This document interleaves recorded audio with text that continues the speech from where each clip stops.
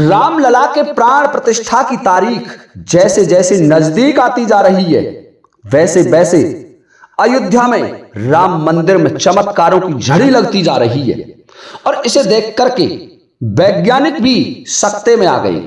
देश दुनिया की खोज एजेंसियां जो कि अंतरिक्ष में बड़े बड़े अनुसंधान करती है, यहां तक कि नासा, इसरो, रूस की एजेंसीज, यूरोपीय एजेंसीज, सभी देशों के वैज्ञानिक सोचने को मजबूर हो गए।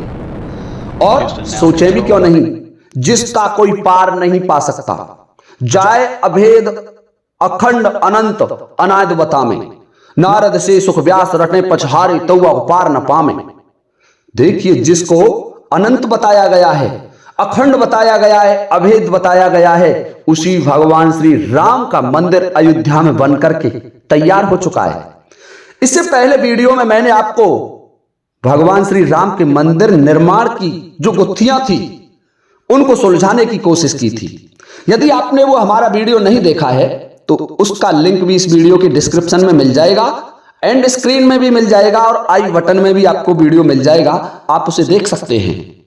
बात करते हैं अयोध्या में इतने चमत्कार क्यों हो रहे हैं।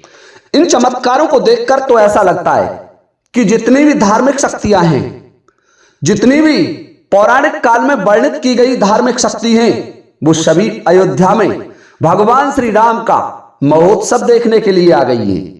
जैसे अयोध्या में भगवान श्री राम का जन्म महोत्सव मनाया जाता था, उस समय समस्त देवगण आकाश मार्ग में स्थित होकर के भगवान श्री राम का जन्म महोत्सव देखा करते थे। और लगता है वही समय अब नजदीक है, 22 जनवरी 2024 कि भगवान श्री राम मंदिर में विराजमान होंगे। और इस अवसर पर कोई भी इस मौके को छोड़ना नहीं चाहता। देखिए श्रोताओं, यदि आपको भी मौका मिले तो आप भी भगवान राम के इस पावन मौके पर, इस पवित्र मंदिर निर्माण में भगवान श्री राम की प्राण प्रतिष्ठा होने के अवसर पर अयोध्या जरूर पधारें। और हो सके तो इस कमेंट में भगवान जय श्री राम लिख करके जरूर भेजें, क्योंकि भगवान श्री राम तो इस भारत देश के प्राण हैं। भगवान श्री राम संपूर्ण संसार में व्याप्त हैं और उन्हीं की प्राण प्रतिष्ठा आज अयोध्या में बहुत ही नजदीक समय में की जा रही है। ऐसे समय में यदि मौका मिले और इस महोत्सव को कोई आंखों से देखे तो वो संसार से पार हो जाएगा, मोक्ष प्राप्त हो जाएगा उसको। ये वेद पुराण कहते हैं, मैं नहीं कह रहा हूं, वेदों में वर्णित है और भारतीय वेद कभी झूठे नहीं थे। इसका जीता जागता उदाहरण मैं आपको अयोध्या के उस प्रांगण में, जहां भगवान श्री राम का भव्य मंदिर बनकर के तैयार हो चुका है, वहां ले चल रहा हूं। देखिए, वहां भारत में लगभग 30 वर्ष पहले से गिद्ध प्रजाति विलुप्त हो गई थी। गिद्ध भारत को छोड़ करके चले गए थे और इसके पीछे कयास लगाए जा रहे थे कि क्या भारत में प्रलय आने वाली है और क्या कुछ परिवर्तन हो रहा है। लेकिन इसके लिए जिम्मेदार थी एक दवाई जो पशुओं को दी जाती थी और जिसका नाम है निकोफेनिल। जो पशुओं को दवाइयां दी जाती थी, उन मृत पशुओं को ये गिद्ध खाते थे, पर्यावरण की सफाई करते थे, पर्यावरण में दुर्गंध युक्त सड़े गले जीव जंतुओं को खा जाते थे और पर्यावरण स्वच्छ रहता था। इसके कारण ये वैज्ञानिकों का आंकड़ा है, वैज्ञानिक कहते हैं इस बात को कि पशुओं में दी जाने वाली दवाई के कारण गिद्ध यहां से मर गए। और गिद्धों को बचाने के लिए भारत सरकार ने क्या क्या नहीं किया। भारत सरकार ने गिद्ध प्रजनन केंद्र खुलवाए। गिद्ध संरक्षण एवं प्रजनन केंद्र पिंजौर हरियाणा में 2001 में स्थापित किया गया। यूपी के महाराजगंज में जटायु किंग प्रजनन केंद्र स्थापित किया गया और गोरखपुर में 15 करोड़ की लागत से गिद्धों का प्रजनन केंद्र, चिकित्सालय और अन्य सुविधाएं, बड़े बड़े पिंजड़े बनाए गए, वहां गिद्धों को रखा गया। परंतु फिर भी 30 वर्षों से गिद्ध दिखाई नहीं देते थे। और आज आप देखिए, अयोध्या में गिद्धों का भारी जमावड़ा देखने को मिलेगा। हजारों की संख्या में नहीं, लाखों की तादाद में गिद्ध अयोध्या पहुंच रहे हैं। और जो धार्मिक भावनाओं को जानते हैं, भारतीय वेद पुराणों को जिन्होंने पढ़ा है, भारतीय आस्थाओं को जानते हैं, वो इस चीज को जान रहे हैं कि ये कोई और नहीं, भगवान श्री राम के साथी जटायु की सेना है। जटायु के बारे में कहा जाता है और जटायु के बारे में रामचरितमानस और वाल्मीकि रामायण में वर्णन मिलता है कि जटायु महाराज दशरथ के परम मित्र थे। एक बार महाराज दशरथ ने शनिदेव पर आक्रमण किया और शनिदेव के प्रहार के कारण पृथ्वी पर लुढ़क रहे थे, परंतु जटायु ने उन्हें अपनी पंखों पर रोक लिया और उसी समय से जटायु की दशरथ जी से मित्रता हो गई। और यही कारण था कि जटायु ने भगवान श्री राम का जन्म महोत्सव अयोध्या में देखा था। जब भगवान श्री राम को वनवास हुआ और भगवान श्री राम पंचवटी पर रहने लगे, तो वहां भगवान श्री राम का जटायु से मिलन हुआ। और जब दुष्ट रावण, जो लंका का पराक्रमी राक्षस राजा था, उसने माता सीता का हरण किया, मार्ग से लंका ले जा रहा था, उसी समय जटायु को दिखाई दे जाता है। तो जटायु ने रावण का मार्ग रोका, रावण को भी सोचने पर मजबूर कर दिया। तुलसीदास जी ने बड़ा भव्य वर्णन किया है, आवत देख कृतांत समाना, फिर 10 कंदर मन अनुमाना, कै मैनाक कै खगपत होई, ममबल जान सैत पत सोई।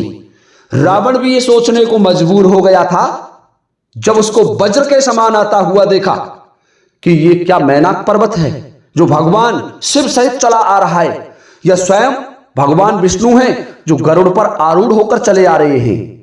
सोचो उस वीर को जिसने रावण जैसे महापराक्रमी का मार्ग रोका। और यही मार्ग रोकने की ही बात नहीं, रामायण में लिखा हुआ है, मारस चौंच बेदारस देही, दंड एक वही मूर्छा तेही। जब रावण धनुष संधाना और गिद्ध आए काटे धनवाना, इतना भयंकर युद्ध किया कि रावण का धनुष तोड़ डाला। चौंचों के प्रहार से रावण के शरीर को अस्त व्यस्त कर दिया, उसके शरीर को फाड़ डाला और रावण को एक घड़ी तक मूर्छा हो गई। परंतु उस महायुद्ध में जटायु वृद्ध हो चुका था और दुष्ट रावण ने चंद्रहास खड्ग से जटायु के पंख काट डाले और जटायु जमीन पर गिर पड़ा और दुष्ट रावण माता सीता का हरण करके लंका को ले गया। जब भगवान श्री राम सीता को खोजते खोजते वन में भटक रहे थे और लता पताओं से पूछते हुए डोल रहे थे, हे खग मृग हे मधुकर श्रेणी, तुम देखी सीता मृग नैनी। उस समय जटायु पड़े हुए मिले, आगे पड़ा गीधपत देखा, सुमरत राम चरण की रेखा। और भगवान श्री राम ने जटायु को देख करके अपनी गोदी में उठा लिया और उससे उसकी दुर्दशा का कारण पूछा। तो जटायु ने कहा कि प्रभु, कोई और नहीं, दुष्ट लंका पति रावण माता सीता का हरण करके ले गया और उसी ने मेरी ये दुर्दशा की है। मैंने जब उसका मार्ग रोका, माता सीता को सुरक्षा के लिए मैं आया, तो उस समय मेरा और रावण का युद्ध हुआ और उस युद्ध में मुझे ये गति प्राप्त हुई। भगवान श्री राम ने जटायु से कहा कि हे जटायु, मैं तुम्हें अमर कर देता हूं। तो जटायु हंस करके कहने लगे, नहीं प्रभु, अब इसकी कोई आवश्यकता नहीं है। जास नाम मरत मुख आवा, अधमो मुक्त होय सुरत गावा, कि जिसका नाम मरते समय भी मुख से आ जाता है, अधम से अधम प्राणी भी मोक्ष को प्राप्त हो जाता है। जटायु भगवान श्री राम के परम धाम को चले जाते हैं। जटायु के एक छोटे बड़े भाई और थे जिनका नाम संपाति है। संपाति ने भी भगवान श्री राम की सहायता की थी। सीता की खोज के लिए जब वानर निकले हुए थे, सीता का कहीं पता नहीं लगा तो संपाति ने ही बताया था। और संपाति वानरों से कहते हैं, तुम दीखत मोय दीखत नाही, मोय दीखत तुम दीखत नाही, गीध की दृष्टि अपार, वृद्ध भयो नहीं कर तो मैं कछुक सहाय तुम्हार। संपाति ने कहा कि दुष्ट रावण आकाश मार्ग से सीता को ले गया और अशोक वृक्ष के नीचे लंका में बैठी हुई है, मुझे दिखाई दे रही है माता सीता, लेकिन तुम्हें नहीं दिखाई दे सकता, क्योंकि मुझे कई योजनों तक देखने की शक्ति प्राप्त है। गिद्ध कई योजनों से देख लेता है और इसलिए मुझे माता सीता दिखाई दे रही है। और जब संपाति ने यह बताया तो हनुमान जी ने माता सीता की खोज की। माता सीता की सुध लेकर के आए। वैसे जटायु और संपाति गरुड़ जो भगवान श्री हरि विष्णु का वाहन है, उसी के छोटे भाई के पुत्र हैं, जो जिनका नाम वरुण वर्णित है और भगवान सूर्य देव के सारथी भी हैं। उन्हीं के पुत्र जटायु और संपाति हैं।